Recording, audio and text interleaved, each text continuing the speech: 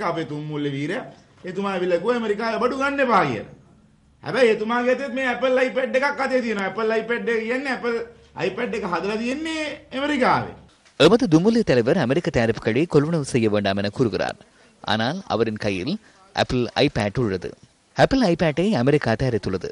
அவருக்கு புரியவில்லை. Google, Gmail ஆகியவற்றை மாத்திரம் பயன்படுத்த வேண்டாம் என்கிறார். நாம் சாதாரணமாக பயன்படுத்தும் விண்டோஸ் மற்றும் வேர்ட் மென்பொருட்களும் அமெரிக்காவில் உருவாக்கப்பட்டவை. தான் விமல் அளவென அமைச்சரவை பேச்சாளர் கூறுகிறார். இதிலிருந்து அரசாங்கத்தின் குழப்ப நிலை தெரிகிறது.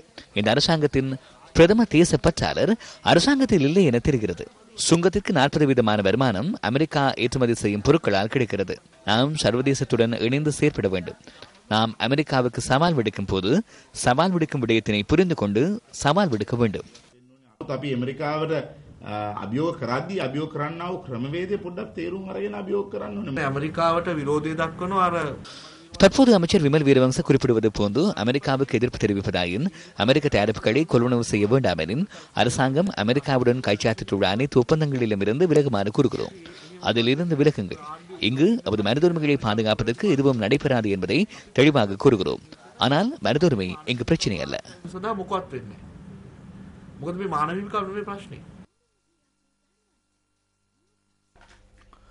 பணிப்பகிஷ்கரிப்பில் ஈடுபட்ட இலங்கை போக்குவரத்து சபை ஊழியர்களின் கோரிக்கைகளுக்கு தீர்வு வழங்க நடவடிக்கை எடுக்கப்பட்டுள்ளதாக பதில் போக்குவரத்து அமைச்சர் ரோஹன திசாநாயக்க தெரிவிக்கிறார். இது தொடர்பாக இன்று மாலை நடைபெற்ற ஊடகவியலாளர் சந்திப்பின் போதே அமைச்சர் இதனை குறிப்பிட்டார். பணிப்பகிஷ்கரிப்பு காரணமாக 150 மில்லியன் ரூபாய் நட்டம் ஏற்பட்டுள்ளதாகவும் இதன்போது அவர் கூறினார். பணிப்பகிஷ்கரிப்பிற்கு காரணமான கோரிக்கைகளுக்கு தீர்வு காண்பதற்கான விடயங்களை தெளிவுபடுத்துவதற்காக போக்குவரத்து அதிகாரிகளின் தலைமையில் இன்று மாலை ஊடகவியலாளர் சந்திப்பு ஒன்று இடம்பெற்றது. நாராயண்பிட்டி ஷாலிகா மண்டபத்தில் இந்த சந்திப்பு நடைபெற்றது. இலங்கை போக்குவரத்து சபை ஊழியர் தொழிற்சங்கங்களில் ஸ்ரீலங்கா சுதந்திர தேசிய போக்குவரத்து ஊழியர் சங்கத்தினர் மாத்திரமே கலந்துரையாடலுக்கு அழைக்கப்பட்டிருந்தனர்.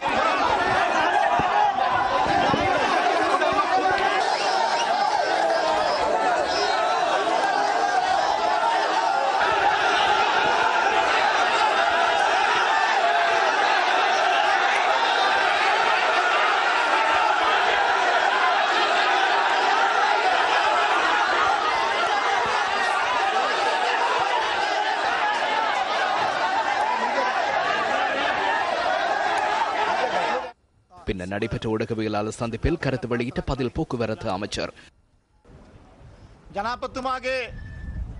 ஜனாதிபதியின் ஆலோசனைகளுக்கு அமைய குறைந்த அடிப்படை சம்பளமாக 11,730 ரூபாவிற்கும் அதிகமான சம்பளத்தை இலங்கை போக்குவரத்து சபையின் அனைத்து ஊழியர்களுக்கும் வழங்குவதற்கு தேவையான நடவடிக்கைகளை எடுத்துள்ளோம். அதற்கான அனைத்து ஆவணங்களையும் ஊழியர்களுக்கு வழங்கியுள்ளோம். அனைத்து மாகாணங்களிலும் உள்ள இலங்கை சுதந்திர தேசிய போக்குவரத்து சங்கத்தினால் விடுக்கப்பட்ட கோரிக்கைகளுக்கு அமையவே இந்த நடவடிக்கை முன்னெடுக்கப்பட்டது. இதனூடாக பல்வேறு கருத்துக்கள் வெளியாகின்றன. சில தொழிற்சங்கங்கள் இதனூடாக பயன்பெற முயற்சிக்கின்றன. ஊழியர் சேமலாப நிதியம் மற்றும் ஊழியர்களுக்கான கொடுப்பனவுகள் என்பன தொழிற்சங்கங்களின் இரண்டாவது கோரிக்கையாக முன்வைக்கப்பட்டது. ஊழியர் சேமலாப நிதியம் தொடர்பில் திரைசேரியின் செயலாளர் BP ஜெயசுந்தரம் மேற்கொள்ள வேண்டிய நடவடிக்கைகள் தொடர்பில் தெளிவுபடுத்தியுள்ளார். கொடுப்பனவுகள் உள்ளிட்ட அனைத்தையும் எதிர்வரும் ஏப்ரல் மாதத்தில் வழங்க வேலை திட்டங்கள் முன்னெடுக்கப்பட்டுள்ளன. இலங்கை சுதந்திர தேசிய ஊழியர் போக்குவரத்து சங்கத்திற்கே பலன் கிடைக்கும். இலங்கை போக்குவரத்து சபை ஊழியர்கள் நாளைய தினம் உங்களது கருத்துக்களை ஊடகங்களுக்கு கூறுவதுடன் உங்களது கடமைகளை தற்போதே ஆரம்பிக்குமாறு கேட்டுக்கொள்கின்றேன். நாட்டு மக்களுக்கும் எங்களுக்கும் அனைவருக்கும் உங்களது பொறுப்புகளை நிறைவேற்றுங்கள். ඔබේ වගකීම් ඉෂ්ට කරන්න ඔබ කටයුතු කරන්නයි කියන ගෞරවනීය ආරාධනය අපි කරනවා.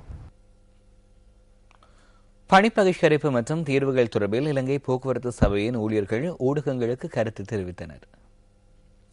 8,400 ரூபாயிலிருந்து 11,730 ரூபாய் வரை சம்பள உயர்வு வழங்கும் வகையில் போக்குவரத்து சபையின் தலைவரின் கையொப்பத்துடன் எமக்கு எழுத்துமூல கடிதம் ஒன்று வழங்கப்பட்டுள்ளது. எனவே இந்த நிமிடத்தில் இருந்து அல்லது நாளை காலை முதல் வழமை போல் பணிக்கு திரும்புமாறு அனைத்து ஊழியர்களிடமும் கேட்டுக்கொள்கின்றேன். 30,000க்கும் அதிகமான ஊழியர்கள் எங்களுடன் கைகோர்த்து உள்ளனர். இதற்கான முழு பொறுப்பையும் எமது சங்கம் ஏற்றுக்கொள்கின்றது. எவ்வாறாயினும் இலங்கை போக்குவரத்து சபை ஊழியர்களின் பணி பகிஷ்கரிப்பு 3வது நாளாகவும் இன்று முன்னெடுக்கப்பட்டமையினால் பயணிகள் பல்வேறு அசௌகரியங்களை எதிர்நோக்கியுள்ளனர். கிராமிய வீதிகளில் பஸ் போக்குவரத்து தடைப்பட்டமையினால் இயல்பு வாழ்க்கை பாதிக்கப்பட்டதாக எமது பிராந்திய செய்தியாளர்கள் குறிப்பிட்டனர்.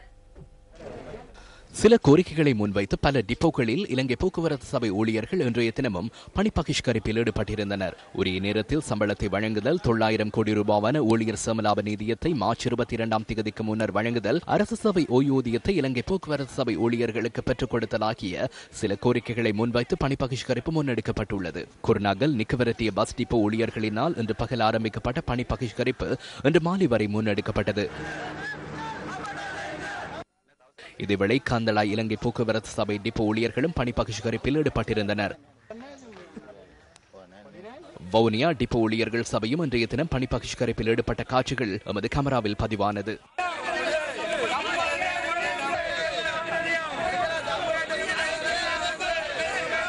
இதேவேளை இலங்கை போக்குவரத்து சபை ஊழியர்கள் தொடர்பில் அரசாங்கம் உரிய கவனம் செலுத்துவதில்லை என இன்று பணி பகிஷ்கரிப்பில் ஈடுபட்டிருந்த அனுராதபுரம் டிப்போ ஊழியர்கள் குறிப்பிட்டனர்.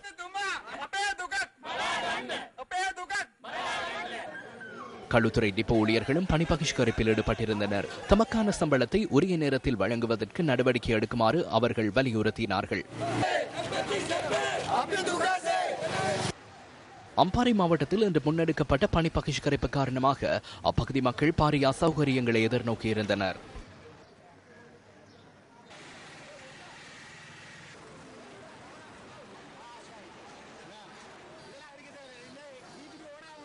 இதேவேளை இன்று முற்பகல் நடைபெற்ற ஊடகவியலாளர் சந்திப்பில் இலங்கை போக்குவரத்து ஊழியர் சங்கத்தின் பிரதம செயலாளர் சேப்பால லியனகே கருத்து வெளியிட்டார். இந்த நிமிடம் வரையில் ஊழியர்களை பணிக்கு திரும்புமாறு எம்மால் கூற முடியாது. ஏனென்றால் கோரிக்கைகளை நிறைவேற்றுவார்கள் என்ற நம்பிக்கை எமக்கில்லை. இலங்கை ரீதியாக உள்ள ஊழியர்களை ஒன்றிணைத்து எம் மீது எவ்வித அழுத்தங்கள் பிரயோகிக்கப்பட்டாலும் அடக்குமுறைகள் முன்னெடுக்கப்பட்டாலும் நாம் நிதியமைச்சை வீழ்த்துவோம். இலங்கை போக்குவரத்து சபைக்கு வழங்கப்படுகின்ற மானியங்கள் குறைக்கப்படாமல் தொடர்ந்தும் அனைத்து மாதங்களுக்கும் வழங்கப்படும் என்ற எழுத்து மூல வாக்குறுதியை பெற்றுக்கொண்ட பின்னரே இந்த போராட்டத்தை நாம் கைவிடுவோம். ஊழியர் சேமலாப நிதியத்துக்கு சொந்தமான நிறுவனம் ஒன்றின் பங்குகளை வெளிநாட்டு நிறுவனம் ஒன்றுக்கு விற்பனை செய்துள்ளதாக கலாநிதி அர்ஷடி சில்வா குறிப்பிடுகிறார். அவசர கடன்களை மீள் செலுத்துவதற்கு தேவையான டாலர்களை பெற்றுக்கொள்ளும் நோக்கில் மத்திய வங்கி இதனை முன்னெடுத்துள்ளதாக அவர் சுட்டிக்காட்டுகிறார். கொழும்பு பங்குச்சந்தையில் வைத்து ஊழியர் சேமலாப நிதியத்தின் 1500 கோடி ரூபாய் பெறுமதியான பங்குகள் வெளிநாட்டு நிறுவனம் ஒன்றுக்கு இன்று விற்பனை செய்யப்பட்டுள்ளதாக கலாநிதி அர்ஷடி சில்வா தெரிவித்தார்.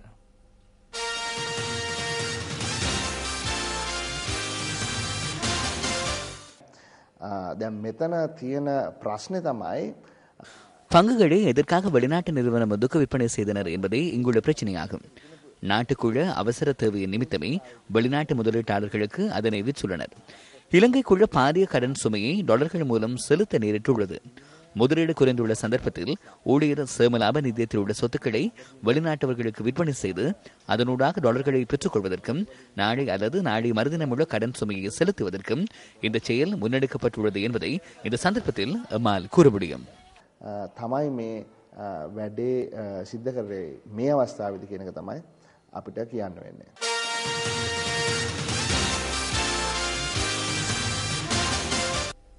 இலங்கை போக்குவரத்து சபை ஊழியர்களின் பிரச்சினை தொடர்பில் ஐக்கிய தேசிய கட்சியின் பிரதி தலைவர் சஜித் பிரேமதாச இன்று நடைபெற்ற ஊடகவியலாளர் சந்திப்பில் கருத்து வெளியிட்டார்.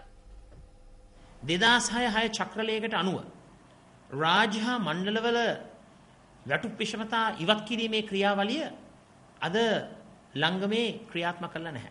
2006ஆம் ஆண்டு சுற்று நிருபத்திற்கு அமைய அரசு மற்றும் சபைகளின் சம்பள முரண்பாடுகளை நீக்குவதற்கு இலங்கை போக்குவரத்து சபையில் நடவடிக்கை எடுக்கப்படவில்லை. அதுபோன்று உரிய தினத்தில் ஒருபோதும் சம்பள கொடுப்பனவுகள் இடம்பெறவில்லை. 4 வீத சொத்து கடன், அனர்த்தத்துக்கான கடன், உள்ளூர் வங்கிகளூடாக வழங்கப்படும் சலுகைகள் இலங்கை போக்குவரத்து சபையின் ஊழியர்களுக்கு இன்று வழங்கப்படுவதில்லை. இலங்கை போக்குவரத்து சபை பாரிய லாபத்தை ஈட்டுவதாக தற்போதைய அரசாங்கம் ஒருபுறம் கூறி வருகிறது. லாபம் கிடைக்கிறது எனின் ஊழியர்களுக்கான சலுகைகளை எதற்காக குறைக்கின்றீர்கள்? இலங்கை போக்குவரத்து சபையை நாங்கள் அரச வளமாகவே காண்கிறோம். இலங்கை போக்குவரத்து சபை எதிர்நோக்கியுள்ள இந்த பாரிய பிரச்சினைக்கு விரைவானதும் உடனடியானதுமான நிலையான தீர்வினை வழங்குமாறு சம்பந்தப்பட்ட அதிகாரிகளிடம் நான் கோரிக்கை விடுக்கிறேன். අර්බුදයට ඉක්මන් ෂණික ස්ථාවර තිරසාර විසඳුමක් ලබා දෙන්නේ කියලා මං අදාළ බලධාරීන්ගෙන් ඉල්ලීමක් කරනවා. இலங்கை கடற்பரப்பில் தமிழக மீனவர்களை தாக்கப்படுவதை தடுக்க கச்சத்தீவை மீட்க வேண்டும் என இந்திய கம்யூனிஸ்ட் கட்சி மாநிலங்களவையில் வலியுறுத்தியுள்ளது.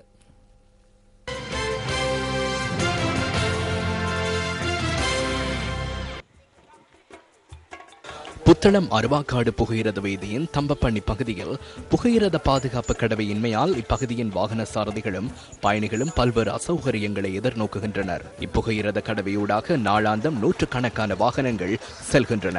இருப்பினும் இப்பகுதியை அச்சத்துடனே கடப்பதாக வாகன சாரதிகளும் பயணிகளும் குறிப்பிடுகின்றனர்.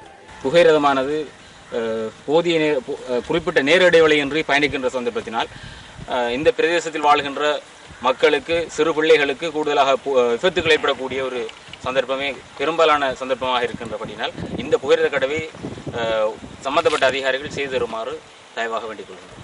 அடிக்கடி இப்பாதையினால் புத்தளத்திலிருந்து அருவக்காடுக்கு புகையிரதம் சென்று வருகின்றது. இதனால் மக்கள் பல்வேறு இடையூறுகளை எதிர்கொள்கின்றனர். இதற்கு அருகாமையில் வைத்தியசாலை, பிரதான வீதியாக மன்னார் வீதி காணப்படுகின்றது. அவ்வீதிக்கு மக்கள் அடிக்கடி சென்று வருகின்றனர். 15 வருஷமா எந்தவித பாதுகாப்பான புகையிரத கடவையை அமைக்கவே இல்லை இதுவரைக்கும். ஆனால் இதில் நிறைய ஆக்சிடென்ட்லாம் நடந்துக்குது.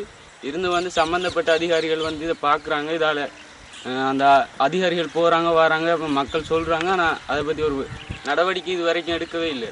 எனவே வருமுன் காப்போம் என்பதற்கிணங்க பாதுகாப்பு கடவை அமைப்பதற்கு உரிய அதிகாரிகள் நடவடிக்கை எடுக்க வேண்டும் என்பதை இப்பகுதி மக்களின் ஊகுவித்த கோரிக்கையாகும்.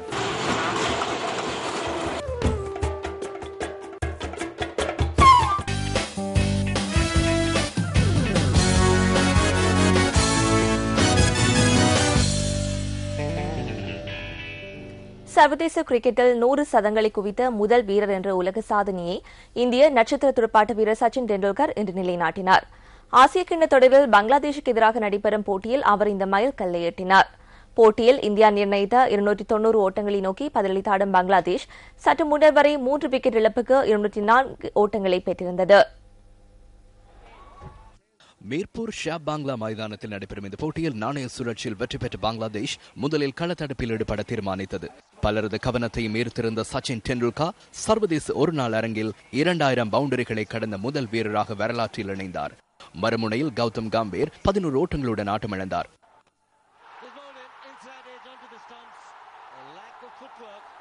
சச்சின் டெண்டுல்கர் மற்றும் விராட் கோலி ஜோடி 2ஆம் விக்கெட்டில் 148 ஓட்டங்களை பகிர்ந்தது. அரை சதம் அடித்த விராட் கோலி 66 ஓட்டங்களுடன் வெளியேறினார். 51 டெஸ்ட் சதங்களை குவித்துள்ள சச்சின் டெண்டுல்கர் இன்று தனது 49வது சர்வதேச ஒருநாள் சதத்தையும் பூர்த்தி செய்தார். இதன் மூலம் சர்வதேச கிரிக்கெட் அரங்கில் 100 சதங்களை பூர்த்தி செய்த முதல் வீரர் என்ற உலக சாதனையும் அவர் படைத்தார்.